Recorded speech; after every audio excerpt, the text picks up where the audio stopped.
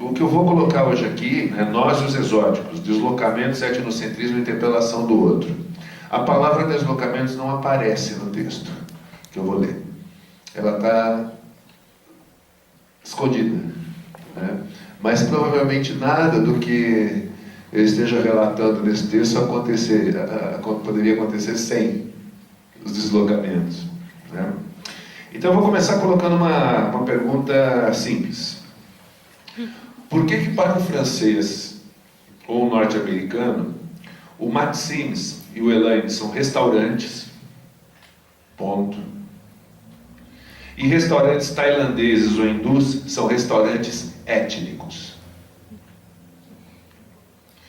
Porque viajar a passeio na Nova York é turismo, e fazer um tour em uma terra pataxó é turismo étnico.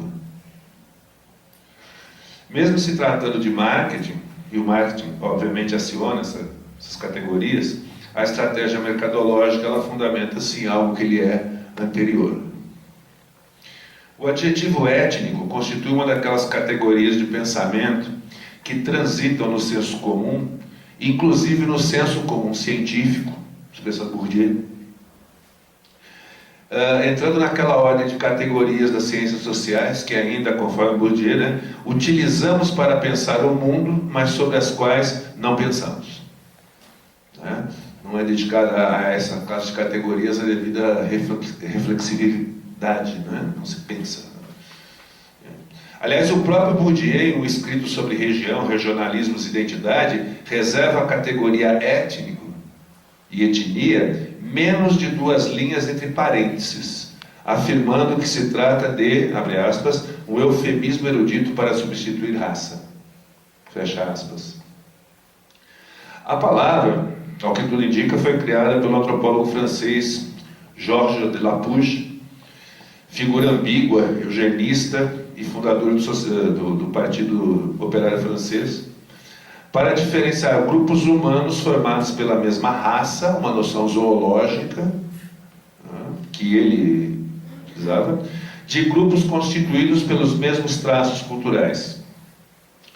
Essa preocupação também foi objeto da reflexão de Max Weber, né, onde ele vai definir grupos étnicos como aqueles grupos humanos que, em virtude de semelhanças no hábitos externo, ou nos costumes, ou em ambos, ou em virtude de lembranças de colonização e imigração, nutrem uma crença subjetiva na procedência comum. Essa crença subjetiva na procedência comum, parte de um grupo, é o que diferencia, o que é o grande diferenciador, né, da definição de etnia segundo Max Weber, né? Para a época, um avanço, né? De tal modo que essa se torna importante para a propagação de relações comunitárias, sendo indiferente se existe ou não uma comunidade de sangue efetiva. Enfim, a minha avaliação é que se avança em relação a alguma coisa, ou seja, Max Weber retira do campo da natureza, né, e introduz no campo da cultura.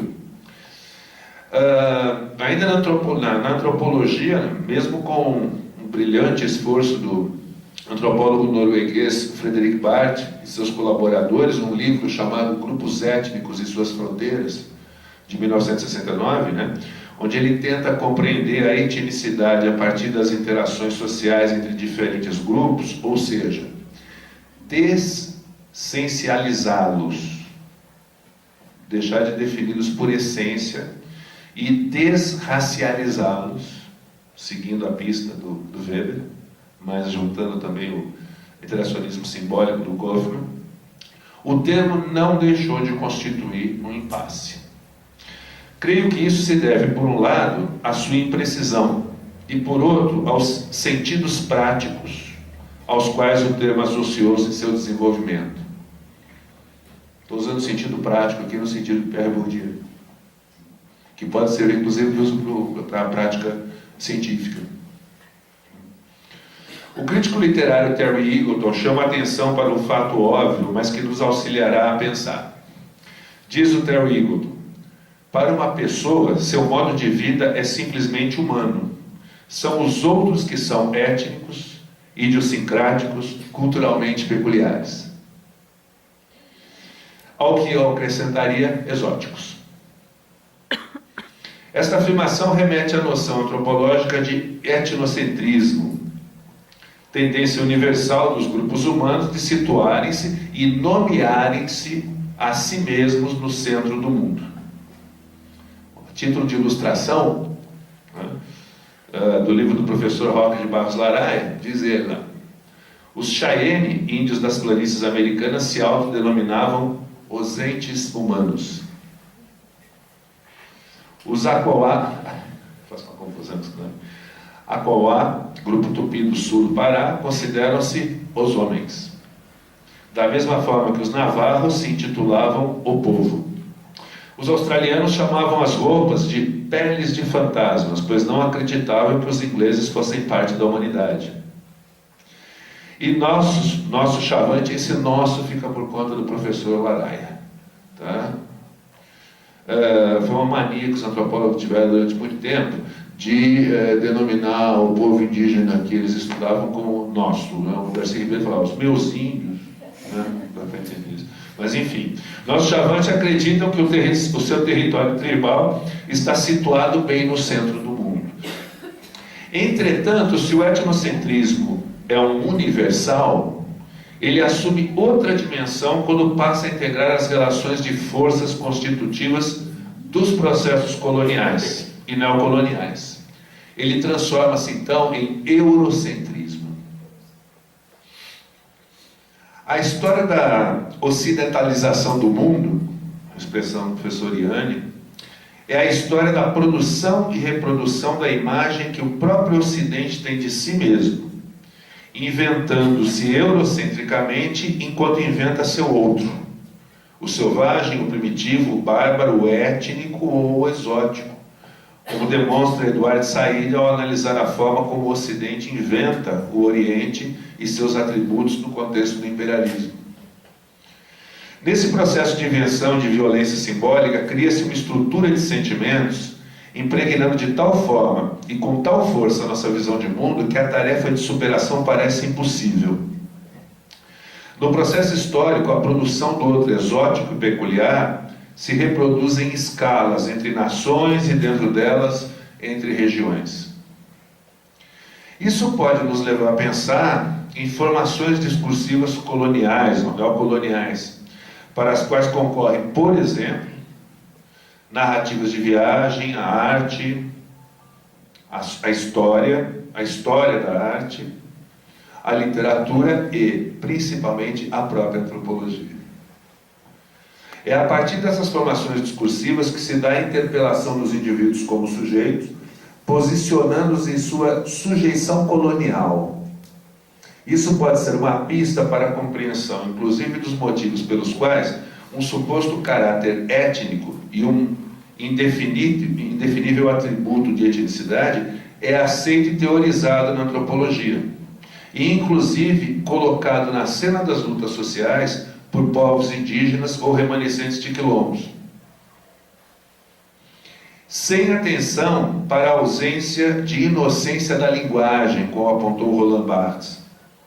Em tempos de multiculturalismo e de elogio da diversidade em si mesma, sem considerar, como lembra Terry Eagleton, que o racismo, a tortura, a xenofobia são fenômenos culturais, a reflexão sobre o exotismo assume um caráter militante.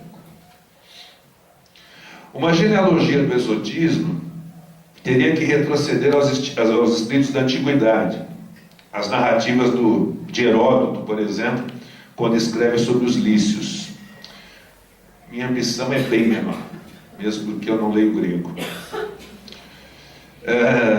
Podemos pensar que o exotismo nutre-se dos motivos edêmicos, da visão do paraíso, que foi tão bem explorada pelo Sérgio Buarque de Holanda, que a imaginação europeia quinhentista e seiscentista alimentou sobre o desconhecido, e depois constituiria tema recorrente nas narrativas sobre o Novo Mundo.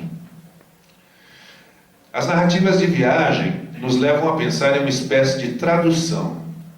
O europeu traduz o que viu, Mas a tradução supõe uma língua de chegada. Eu acho que é assim que chama. É uma das formas. Abrir. E sabemos que uma língua é muito mais do que um sistema de signos. O narrado é traduzido nos termos da visão de mundo do narrador. Uma citação. As mulheres guaranis, não tendo nenhuma ideia do futuro, não podem possuir pudor.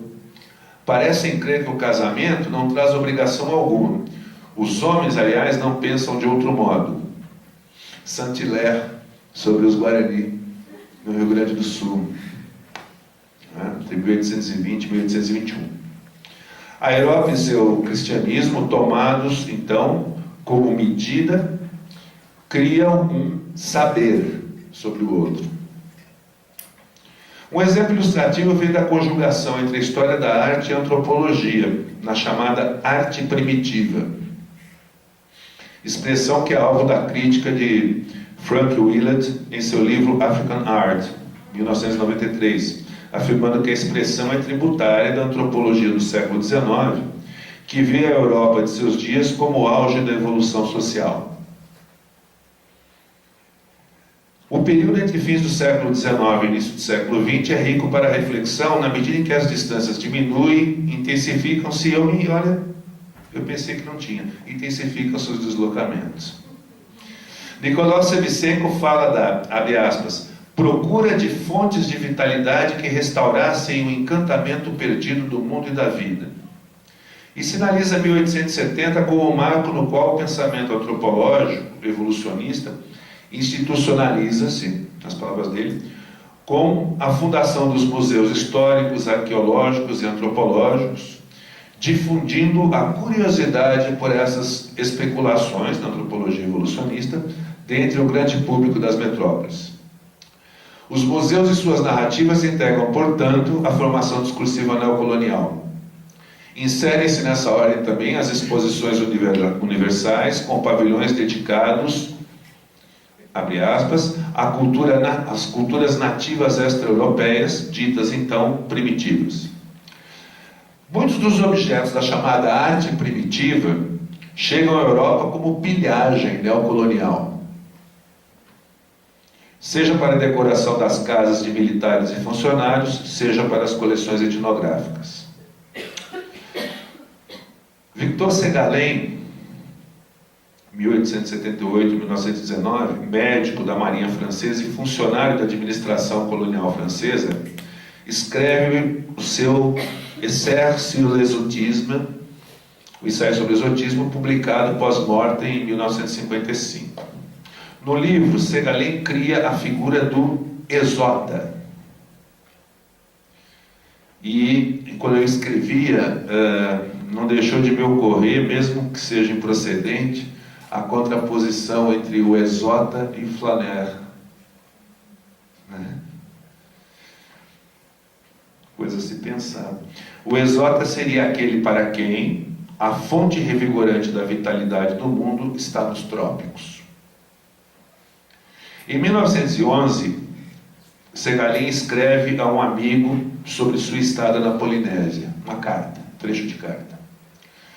Retornemos aos trópicos. Eu lhe disse ter sido feliz nos trópicos. É violentamente verdade. Toda a ilha vinha a mim como uma mulher.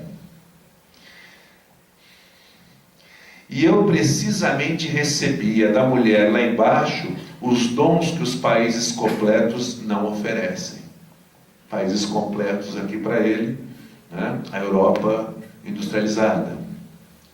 Além da clássica esposa maori, então havia também uma mulher de fato não metafórica, cuja pele é doce e fresca, os cabelos lisos, a boca musculosa, eu conheci as carícias e os contatos, e liberdades que não demandavam nada além da voz, dos olhos, da boca e das palavras lindas das crianças. Citada por Shevchenko. Na estante virtual está R$ 3.500 esse livro, eu acho que não vai dar para comprar. Segalen era amigo e entusiasta de Gauguin,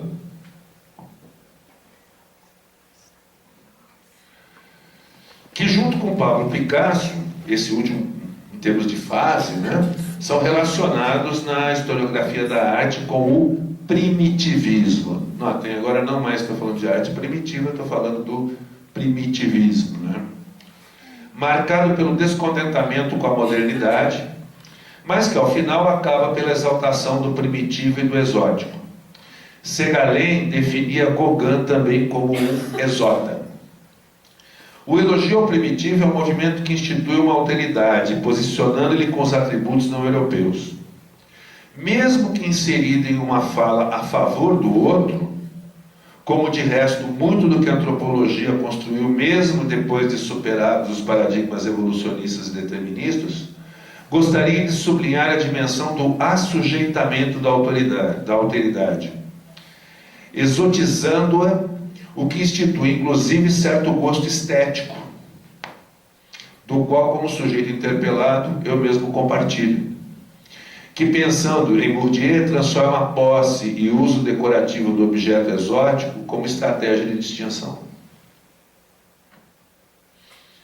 Se é certo, por um lado, que no caso do primitivismo, abre aspas, os artistas se utilizam da cultura primitiva para se contraporem à cultura burguesa europeia, fecha aspas, não é menos verdadeiro pensar que, mais uma vez, ocorre a tradução do narrado nos termos do narrador. A consagração do primitivismo, pela instância de legitimação da crítica e da historiografia da arte, ratifica e legitima o exotismo. O exótico, assim como a tradição e a cultura popular, são criações da modernidade. Não é por acaso que os primeiros românticos, depois os folcloristas, buscaram nos costumes do campo as tradições das nações e seu povo, a fonte de autenticidade.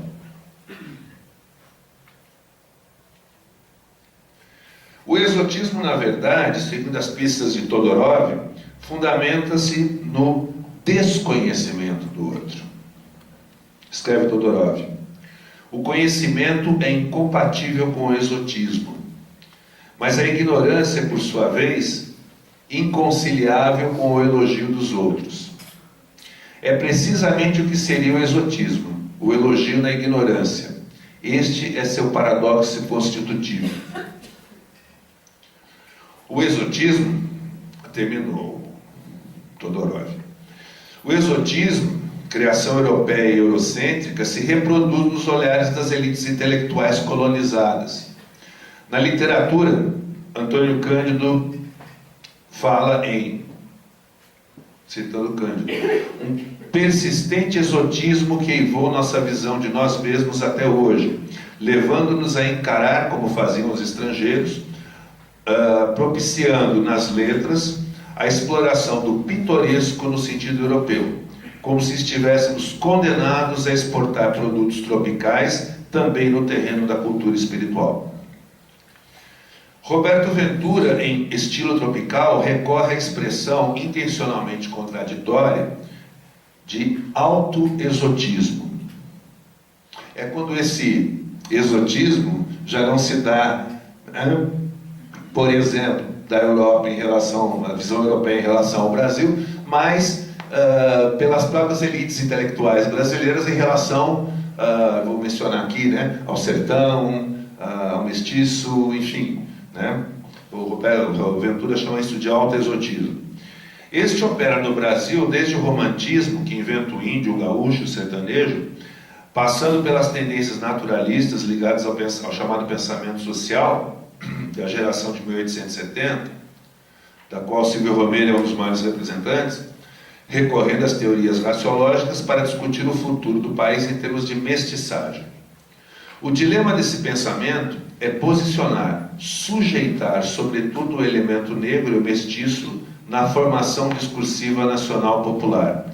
Albuquerque Júnior. Aparentemente, nós rimos porque nós estávamos falando desse livro ali agora há pouco. Aparentemente em contraposição ao eurocentrismo. Aparentemente, ou seja, tem, né, a gente estuda história da literatura, não, então José de Alencar, o romantismo tenta romper com Portugal, enfim, né? Isso constituía, nas palavras de Luciana Murari, historiadora e colega nossa na universidade, um latente contrassenso entre a afirmação do sentido de nacionalidade e o ideário civilizador de origem europeia. Tratava-se de construir a nação, mas assumindo os termos do discurso neocolonial e seus saberes no interior do território. Podemos, no limite, incluir o próprio folclorismo de Mário de Andrade. Na formação discursiva nacional popular, indelevelmente marcada ou ligada pela formação discursiva neocolonial, são várias as estratégias de assujeitamento dos negros mulatos, das mulheres mulatas, dos indígenas, do sertanejo. Acontece com os atributos da mulher mulata, né, algo muito semelhante ao que o Segalen atribui à mulher maori. Também em relação às regiões, como o Norte e o Nordeste, o segundo alimentado inclusive a partir de dentro, pelo regionalismo freiriano, pessoas e espaços, o típico, o peculiar, o exótico, o sensual, fundados, lembrando Todorov, no seu desconhecimento sistemático. Tudo isso leva, inclusive, ao questionamento do consagrado esquema metodológico proposto por Roberto da Mata. Para quem estudou antropologia e leu da Mata, a proposta dele de o exercício etnográfico ser a transformação do exótico em familiar e do familiar em exótico. Frente à assertiva do Todorov, isso constitui um erro, um equívoco metodológico, que eu mesmo defendi, o esquema do da Mata, em um pequeno manual de introdução à antropologia que escrevi anos atrás. No que diz respeito à cultura, em particular à diversidade cultural, o exotismo explica muito da persistente visão folclorista que a associa a uma espécie de colorida tapeçaria humana, essa expressão é do Terry Eagleton, e que permeia seu senso prático, arriscando a muitas perdas, inclusive mercadológicas.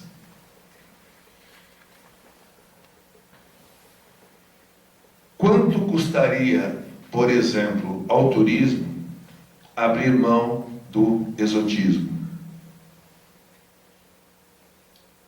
Terminei.